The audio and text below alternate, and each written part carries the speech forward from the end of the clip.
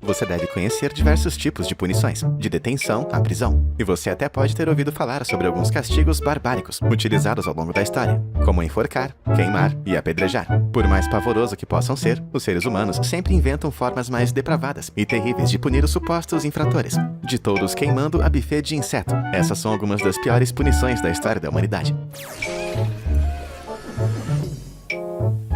Ensacamento romano.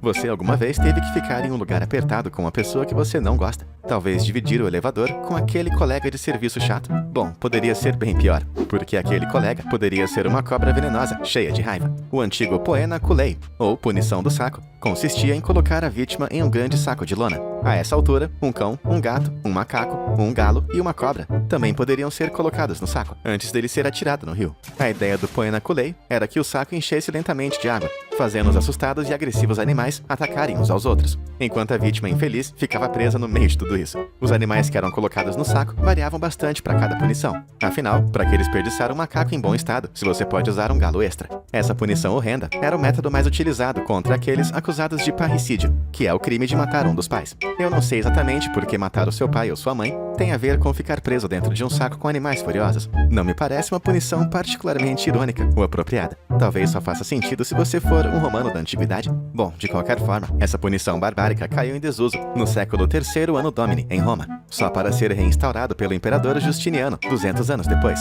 quando continuou a ser utilizado por mais 400 anos. Isso redefine o significado de saco cheio.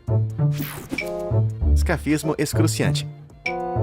Se alguém te oferece um passeio de barco pela Pérsia Antiga, é provável que você iria pensar em uma relaxante e agradável viagem pelo rio Karun, comendo tâmaras deliciosas. Mas, na verdade, você estaria diante de uma das experiências mais nojentas imagináveis. Concebido no século V a.C., o escafismo, também conhecido como o barco, era uma punição que começava de um jeito doce, literalmente. A vítima era alimentada com grandes quantidades de mel, leite e nata. As coisas ficavam bem mais desconfortáveis depois disso, no entanto. Se a vítima tivesse sorte, ela seria amarrada em um barco. Em outros casos, a vítima era posta em um barco e outro barco era colocado de ponta cabeça em cima dela, de modo que os braços, pernas e a cabeça ficassem para fora. O barco era então empurrado para dentro de um rio ou pântano. É aí que as coisas começavam a ficar bem nojentas. A mistura grudenta de leite e mel normalmente fazia as vítimas vomitarem ou terem uma forte diarreia. Além de ser nojento e causar desidratação, a grande concentração de açúcares nos dejetos da vítima rapidamente começava a atrair insetos. Nos dias que se seguiam, a vítima morria de fome, enquanto seu corpo era consumido dentro do barco por moscas, larvas e outras criaturas horrendas do pântano. Se você tivesse feito algo particularmente ruim, o barco poderia ser puxado de volta para a praia, para você ser realimentado à força com mais leite e mel, para que o processo pudesse se estender por uma quantidade bem maior de tempo. Plutarco, o escriba grego, registrou um caso onde um soldado persa, que havia matado uma mulher nobre, sobreviveu 17 dias ao escafismo, antes de sucumbir à sua punição. Cara, e eu achando que ficar de castigo depois da aula era ruim. Ratos. Ao longo da história da humanidade, onde quer que um grande número de pessoas se aglomerasse, um grande número de ratos seguia, morando em nossas casas sem ter que pagar ninguém e se alimentando de nosso delicioso lixo. Então, nada mais justo do que colocá-los para trabalhar. Em tempos atuais, os ratos são na maioria das vezes empregados em testes e pesquisas científicas. Mas se nós voltarmos algumas centenas de anos, essas pequenas pestes eram usadas para causar muita dor. No século XVII, os holandeses colocavam um rato sobre o abdômen do prisioneiro e em seguida prendiam um rato com a panela ou gaiola. A panela era então aquecida e o rato, desesperado para escapar, começava a cavar através da pele do prisioneiro. É claro que esse não era o único método em que os humanos utilizavam ratos para machucar os outros, porque de todos os lugares horríveis que você poderia estar na Inglaterra medieval, a Torre de Londres com certeza era o pior. A infame e macabra prisão usava um sistema especial de calabouços de ratos, que me arrepia dizer isso, não eram usados para prender ratinhos criminosos. A água do rio Tamisa, que corria próximo à torre, frequentemente subia de nível com as chuvas e varria os ratos da cidade para dentro do calabouço, onde eles assustavam e até mordiscavam os prisioneiros acorrentados. Mais ou menos nessa mesma época, na Alemanha, os ratos eram deixados com fome e então colocados em gaiolas, que eram presas ao pescoço da vítima. Aposto que você consegue imaginar o que um amontoado de ratos famintos faria em seguida. Caramba, isso é realmente brutal. Mas entre ser comido vivo por ratos e ser comido vivo por insetos, qual você acha que seria a pior punição? Para ratos, aperte o botão de se inscrever. E para insetos, clique no botão de curtir. E aí, tudo pronto? Maravilha! E agora, para a próxima história de terror. Pinga Pinga.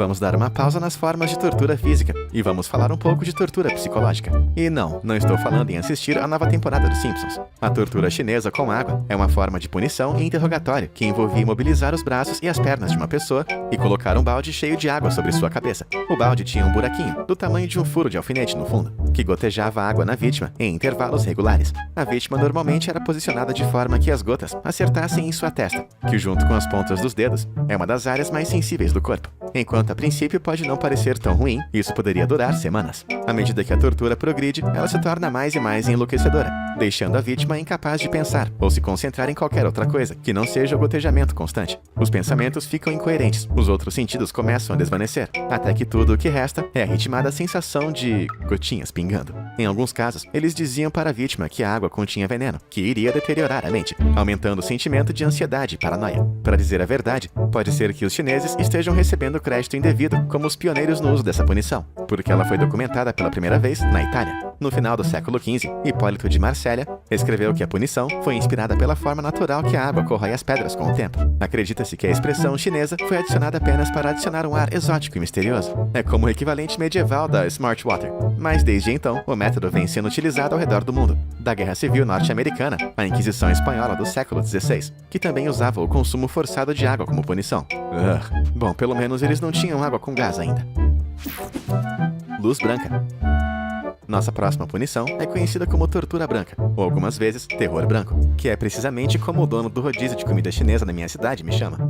Para entender o terror branco, no entanto, precisamos entender primeiro o confinamento na solitária. A solitária é uma forma de punição frequentemente utilizada atualmente contra prisioneiros, que consiste em confiná-los em pequenas celas, privados de qualquer atividade ou contato humano. Nos Estados Unidos, o confinamento na solitária é usado para repreender comportamentos graves, como incitar brigas, mas também por coisas pequenas, como ter rolos de papel higiênico extra na cela. A maioria das celas solitárias tem apenas 1,80 m por 2,70 m, menor do que um carro popular. E saiba que esse confinamento pode durar dias, semanas ou meses, causando estresse extremo e danos psicológicos. Como os humanos são naturalmente animais sociais, nosso cérebro costuma inventar estímulos falsos quando ele está em privação. Confinamentos em solitária muito extensos costumam causar alucinações, paranoias, depressão, pesadelos, dissociação do corpo e até dores físicas e náuseas.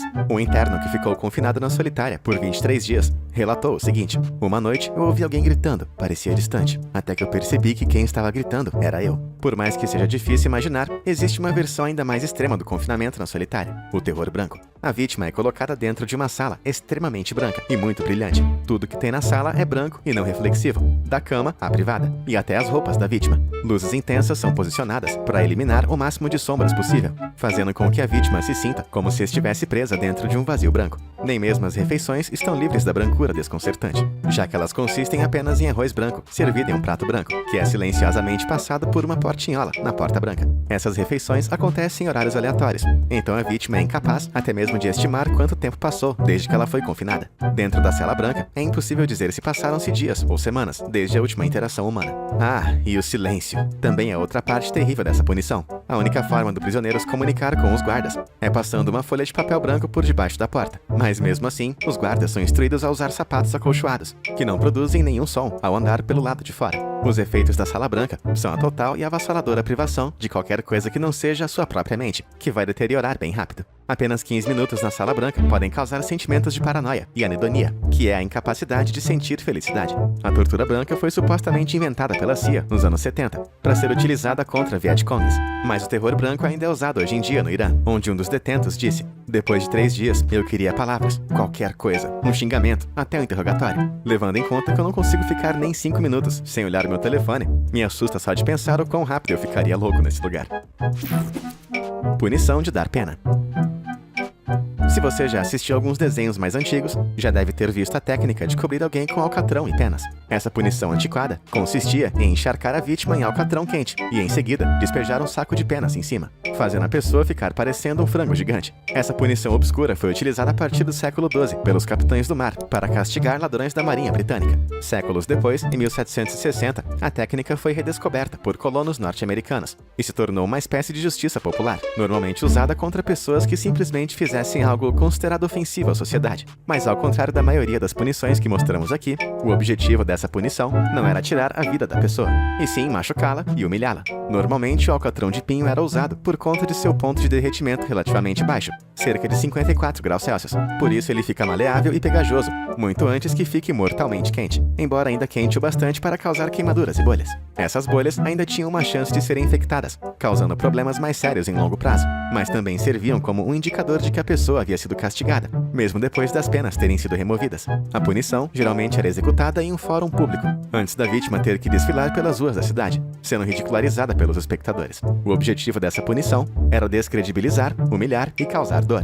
E embora a prática tenha saído de moda, com a imposição de punições oficiais pelo Estado, acontece que acabar com a justiça popular não é tão fácil assim. Nos Estados Unidos, há relatos de homens que se recusaram a servir na Primeira Guerra, que foram cobertos de alcatrão e penas nas ruas. Essa punição barbárica foi utilizada até na Irlanda em 2007, quando um traficante de substâncias ilícitas foi amarrado a um poste e então coberto de alcatrão e penas por justiceiros locais. Acho bom você não mexer com esses caras. Eu não quero andar por aí parecendo a minha sogra.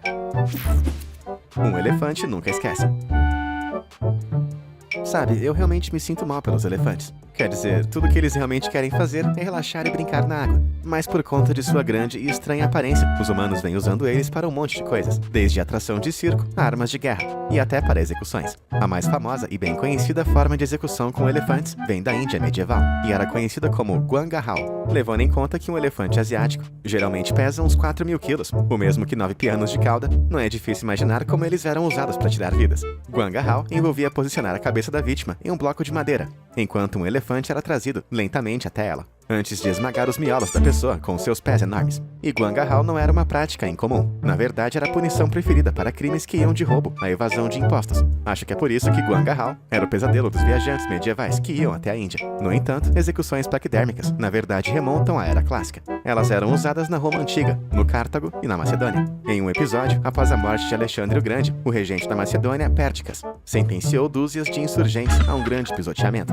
E por mais que esse método de esmagamento fosse bem eficiente e devastador, também havia outras opções. Formas mais criativas de punição por paquidermes ao redor do mundo incluíam o método tailandês, em que os elefantes arremessavam suas vítimas como bonecas de pano com suas poderosas trombas, enquanto no Sri Lanka elas eram apenas destroçadas pelas grandes presas de marfim. O viajante marroquino Ibn Battuta escreveu sobre uma execução por Guangahao, em que os elefantes tinham objetos afiados presos em seus pés e trombas para auxiliar na execução, o que para mim parece um pouco de exagero, de verdade. Churrasco do inferno. Se você já teve que usar o transporte público em um dia quente, acho que você vai entender como é nossa próxima punição. Um rei chamado Fálaris governou a Sicília entre 565 e 550 a.C., aproximadamente, e era famoso por suas tendências bem cruéis e potencialmente até mesmo canibalista. A história conta que ele queria criar um novo e nauseante dispositivo de tortura, e para isso ele contratou o único cara na cidade mais zoado da cabeça do que ele próprio, um inventor chamado Péricles, que criou o touro de bronze. Como o nome sugere, o dispositivo era uma estátua de um grande touro de bronze, mais oco no interior. A vítima era colocada dentro da estátua escura e apertada, antes que uma fogueira fosse acesa debaixo dela. A estátua aquecia lentamente, e a vítima era cozinhada viva lá dentro. Agora, se isso não for o bastante para você perceber que Péricles era um grandíssimo sádico, eu tenho que adicionar o fato de que as narinas do touro eram conectadas com o interior da estátua. Ou seja, conforme as vítimas agonizavam, seus gritos iriam reverberar para fora da estátua, imitando o som de um touro raivoso. Até mesmo Fálaris, o infame rei tirano e cruel, deu uma olhada no touro de bronze e disse: cara, acho que isso é bem zoado, irmão. E como punição por ter feito basicamente o que foi mandado, Fálaris prendeu Péricles dentro de sua própria criação e acendeu uma fogueira embaixo. Depois de dar boas risadas, Péricles foi liberado, aparentemente assegurando que tudo não passou de uma brincadeira inofensiva. Mas depois, Fálaris mudou de ideia mais uma vez, e então ordenou que Péricles fosse atirado de um penhasco. Mas que pessoa indecisa! E de acordo com alguns registros, Fálaris acabou sendo queimado vivo, precisamente no mesmo touro de bronze que ele havia encomendado, durante uma rebelião. Caramba! Então que sirva de lição para todos que estão assistindo. Se você criar uma forma de execução muito perversa, não se surpreenda se ela se voltar contra você. Cozido de gente. As coisas continuam quentes por aqui. porque agora vamos falar sobre ser fervido vivo. É isso mesmo. Desde que foi descoberto que era possível ferver as coisas para que elas ficassem mais macias, tiranos terríveis têm feito o mesmo com as pessoas. O primeiro registro de fervura mortal é do imperador Nero, na Roma Antiga, onde as vítimas eram principalmente os cristãos. Em 1531, o rei Henry VIII da Inglaterra assinou uma lei que punia o crime de envenenamento com a prática da fervura. Isso porque era provável que o rei Henry tivesse o medo extremo de que isso acontecesse com ele. E olha só pra esse cara. Acho que ele gostava muito de comer. Pouco depois da morte de Henry, o rei Edward VI baniu essa prática. Ele entendia que a era medieval estava acabando e que era preciso se livrar dessas práticas absurdas. Mas o quão absurdo era isso? Bom, pode-se dizer que a pessoa morria de fora para dentro, começando pelos membros. Isso porque os braços e pernas são as partes mais expostas do corpo e contém milhares de terminações nervosas. Então a dor começava nos dedos das mãos e dos pés e começava a ir para dentro. Depois disso, a pele, os músculos e a gordura começavam a amolecer e liquefazer com o calor, fundindo com as roupas. O calor começava a ferver os órgãos internos, enquanto derretia a pele por fora. Era provável que a vítima também ficasse cega bem rápido e ficasse se debatendo no escuro. Se a pessoa fosse mergulhada em uma água que já estava fervendo, o cérebro podia ferver dentro do crânio bem rapidamente, o que era estranhamente piedoso. Mas se você é colocado em um líquido que está lentamente sendo aquecido, seu corpo vai tentar se ajustar à temperatura, o que torna as coisas realmente demoradas, fazendo com que a morte seja bem lenta e agonizante. Dependendo da experiência do carrasco sobre o assunto, a experiência poderia durar minutos ou até horas, com a vítima consciente a maior parte do tempo. Talvez isso faça você sentir um pouco mais de simpatia pelas lagostas no tanque do restaurante. Mas ainda bem que essa punição não é mais usada em nenhum lugar do mundo. Mas algumas pessoas ainda morrem por acidente por fervura nos dias de hoje, em fontes de águas termais ou em acidentes nos esgotos. Só pra você não achar que isso ficou enterrado no passado. Fala sério. Cavalo de pau. Aqui vai um fato que pode ser um pouco reconfortante. Acontece que muitos dos objetos de tortura assustadores da Idade Média são falsos. Museus desonestos e trapaceiros começaram a criar geringonças absurdas no século XVIII, que rapidamente povoaram a imaginação do público. Isso significa que objetos dignos de pesadelos, como a donzela de ferro e a pera da agonia, na verdade eram mais enfeites do que objetos efetivos de tortura. E aí, se acalmou agora? Que bom, porque o próximo objeto é terrível e muito real. Eu lhe apresento o cavalo de madeira, também conhecido como cavalo holandês ou burro espanhol. Se os nomes internacionais já não foram uma dica, o cavalo de madeira era um dispositivo de punição muito popular em toda a Europa medieval. O aparelho consiste de uma viga de madeira quadrada, sustentada por várias pernas de suporte. Uma das quinas da viga fica para cima, e a vítima desafortunada era forçada a montar nessa viga. As quinas desconfortáveis se entranhavam na virilha e nas laterais das pernas das vítimas, e em alguns casos, pesos eram amarrados à vítima, puxando ela ainda mais para baixo. As quinas de madeira podiam ser bem afiadas, mas isso não fazia muita diferença, já que as vítimas eram forçadas a montar no cavalo por horas ou até dias seguidos. Embora o cavalo de madeira não fosse letal, ele causava uma dor excruciante e restringia o fluxo de sangue pelas pernas, o que poderia aleijar a vítima. E para adicionar um fator humilhante, alguns cavalos de madeira tinham cabeças e rabos falsos, e eram longos o suficiente para comportar várias pessoas ao mesmo tempo. O berço de Judas era uma versão um pouco mais pessoal do dispositivo, que consistia em um único espeto montado sobre um cavalete. Meu traseiro tá doendo só de pensar nisso. No entanto, por mais grotesco e não civilizado que fosse, o cavalo de madeira ainda foi usado durante a Guerra da Independência dos Estados Unidos. O próprio George Washington dizia que era uma forma excelente de arrancar informações dos prisioneiros. Bom, acho que depois que eu terminar esse vídeo, eu vou precisar de um hipogloss e de um psicólogo.